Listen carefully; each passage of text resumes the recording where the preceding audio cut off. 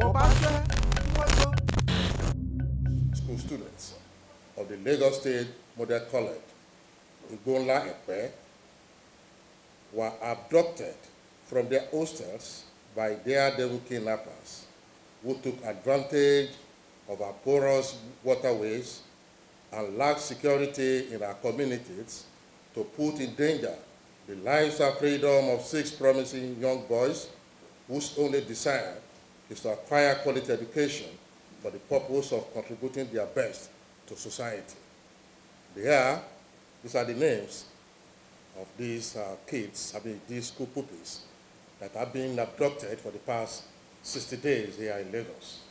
1, Yusuf Farouk, Rahman Isiaka, the second person, Pelumi Phillips, the third, Peter Jones, fourth, Adebanjo George, and Judah Agbausi, fifth and sixth pupils, respectively. It is 60 days of great pain, anguish, and sorrow on the part of the parents and the relatives of these children. It is 60 days of apprehension and concern on the part of all of us, well-meaning Lagosians and Nigerians. Sadly to note, it is also 60 days of empty promises, lazy assurances, and a display of gross incompetence on the part of the police, other security agencies, and particularly Lagos State government. The police and other security agencies have repeatedly assured us that they are on the top of the situation. We must say that we are neither reassured nor confident that the police and other security agencies are doing enough. We are therefore forced to conclude that those at the helms of affairs are perhaps grossly ignorant of the gravity of the situation and how this impinges on their credibility to continue to govern the state as elected public officials.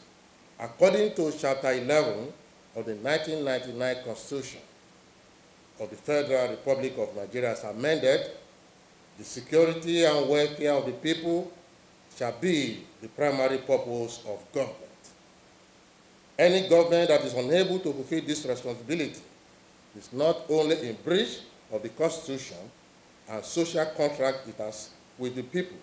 Such a government can also, by virtue of this breach, be considered unfit to continue to govern.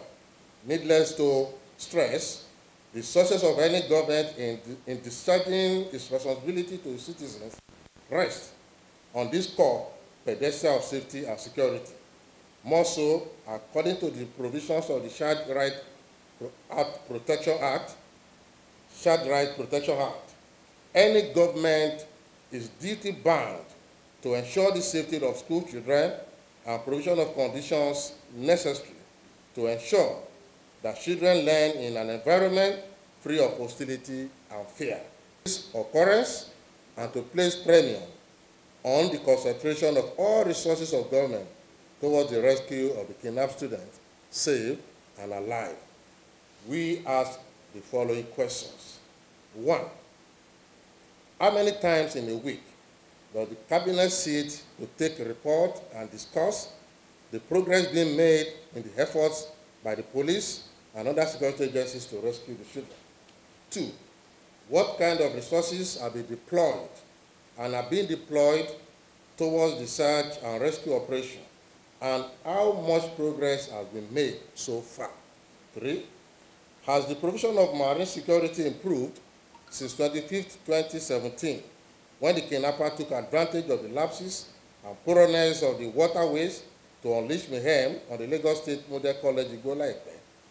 Has the shameful situation whereby not more than 4 speed boats are available to patrol our waterways in Lagos now being remedied in the wake of the kidnap, and how many patrol boats have now been made available to ensure the rescue of the children and prevent future occurrence? 4, how many times have the Lagos State lawmakers met to discuss the Ekpe school kidnap, and what measure has the Lagos State Assembly considered in terms of improving the laws to assist and strengthen the work of the police and security agencies in their effort to rescue the boys. Fifth, when does the Lagos State government plan to open up a credible and meaningful channel of communication between itself, security agencies, and the public for purpose of constant and regular update to the parents of the kidnapped children and the citizens at large about the efforts being made to rescue the children without compromising the rescue operation? We note with sadness that the parents and relatives of these kidnapped children have had to protest to Lagos State Governor's office at Alausa before they got an audience from elected officials. We also note that efforts by a group like Safe School and Community Advocacy Group to engage the government over this issue, including the petition submitted by the group to the governor on May 17, July 2017, have gone unanswered. Sixth, what have the Lagos State government done or plans to do to assist the parents and relatives of these kidnapped children at this period of pain and anguish when their psychological health is facing its biggest test as a result of the kidnap of their children? As the governor physically visited the parents in order to emphasize with them and reassure them with empathy, are there any medical and psychological team working with the parents and relatives? We cannot wait any longer. Every additional day spent by these children is unacceptable and an indelible stain on our collective conscience as a people, be it parents, guardians, citizens, government, and co. We therefore urge the Lagos State government, the police, security agencies to expedite actions towards the immediate rescue of Yusuf Farouk, Rahman Isiaka, Pelumi Philip, Peter Jonas, Adebanjo George, and Judah Agbausi. Failing to do this, we, the Safe School and Community Advocacy Group, we have no choice but to call all concerned Lagosians and Nigerians for a mass protest and occupation of Alausa Governor's Office and other security operative offices in Lagos State. An attempt to scare our children from going to school. And if we don't pick it from that perspective, for all of us who have children, for all of us who are still going to school, for those of us who plan to have children in school tomorrow, one day will come, your child will be scared of going to school because of the fear of being kidnapped.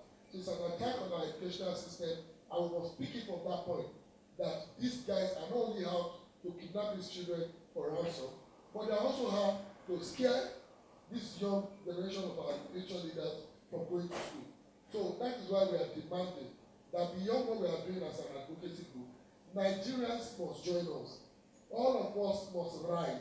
Parents must be on the street with us. Students must be on the street with us to ensure that we secure the future of this country by ensuring that nobody intimidates your child, my child, from going to school by the virtue of being seen, being threatened by kidnapping.